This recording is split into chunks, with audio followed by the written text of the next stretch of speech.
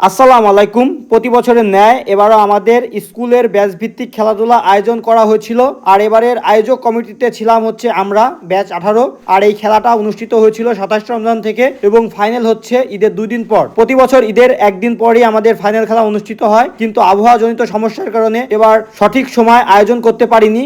আজকে এই বিগত 5 দিনের খেলার ফাইনাল ম্যাচ অনুষ্ঠিত হচ্ছে। আর আমরা যেহেতু কমিটির টিম, সে কারণে সকাল থেকে আমাদের মাঠে অবস্থান করতে হচ্ছিল। মাঠে চেয়ার আনা থেকে শুরু করে মাঠে যে পাতা পড়েছিল সেগুলা খোটাখুটি সকল কাজে আমাদের ব্যাচের সকল ভাই বন্ধু মিলে করতেছিলাম সকাল থেকেই, যেহেতু আমাদের ব্যাচের উপর এবার হচ্ছে দায়ভার আর এই কমিটির দায়িত্ব পড়েছে।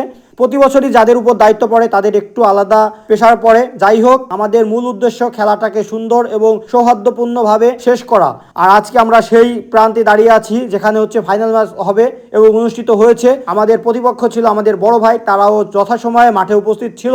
আপনারা যারা আমার ভিডিও দেখেছিলেন হয়তো জানেন যে আমাদের এই খেলাটা মূলত রিউনিয়ন ভিত্তিক, অর্থাৎ প্রতি বছরই আমরা 27 রমজান থেকে শুরু করি এবং ঈদের পর দিন হচ্ছে আমরা ফাইনাল খেলা দেই।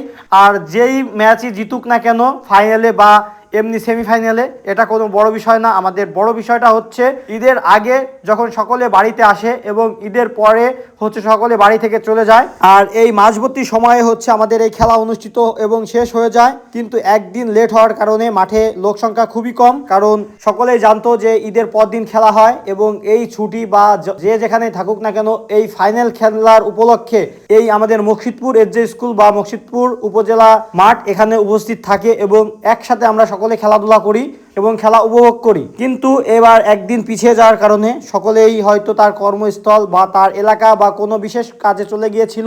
যাই হোক, কম বেশি মোটামুটি ভালোই লোক হয়েছিল। আর এখানে প্রতি ব্যাচকে হচ্ছে পুরস্কৃত করা হচ্ছিল। আমরা আমাদের এই খেলার মাঠ থেকে একটা জিনিস শিক্ষা পাই যে যার যেখানে অবস্থান থাকুক না কেন, আমরা যখন খেলতে আসি সকলে আমাদের বড় ভাই অথবা আমাদের ছোট ভাই অথবা আমাদের বন্ধু।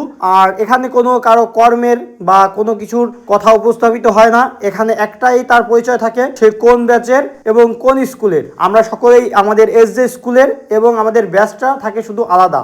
আর আমাদের এই খেলায় হচ্ছে আমরা জয়লাভ করি, খুব সুন্দরভাবে খেলাটা শেষ হয় এবং আমরা সকলেই আমাদের এখান থেকে যে উপহার ছিল ছোটখাটো সেগুলো হচ্ছে আমরা গ্রহণ করি। আর আমরা যেহেতু আয়োজক কমিটিতে ছিলাম সে কারণে হচ্ছে আমাদের অনেক কাজ ছিল। আর এই কাজটা হচ্ছে আমরা খেলা শেষে আমাদের আশপাশে যারা থাকি, অর্থাৎ আমাদের বাড়ি যাদের আশেপাশে, তারাই এই কাজটা শেষ পর্যন্ত করে থাকি।